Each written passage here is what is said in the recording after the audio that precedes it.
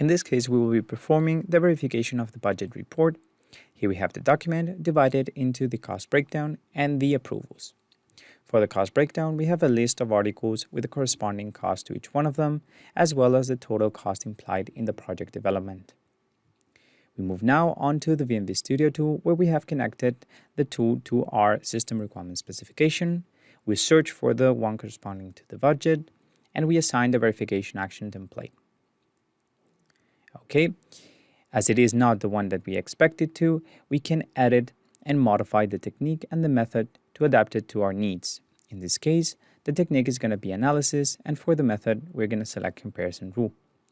For the expected numeric result, we're going to choose the maximum threshold, which is going to be 200 euros, and select the comparison rule to be less or equal than. Okay, now moving on to the job of the verification engineer, who is going to be the one responsible to input the actually obtained value, which is going to be in this case 148. So we input this value here, and we provide as evidence the document itself of the budget, as well as the signatures of the person responsible for the completion of this process. We can adjust it, we can tailor it, we can move the image and adapt it as we want. Very well. So we now click on OK and save the information for the verification action.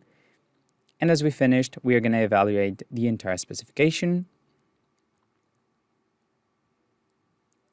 And precisely, we are going to observe that our requirement has been provided a suggested yes, due to the fact that the 148 value is indeed under the 200 threshold expected. Okay, so we change now the status to yes. And we will move on to the current state tab to observe the current state of the project itself in terms of verification. So as we can see, most of them are suggested yes, but we still have a few of them to correct. On the bottom, what we have is a visualization of the different resources of the project.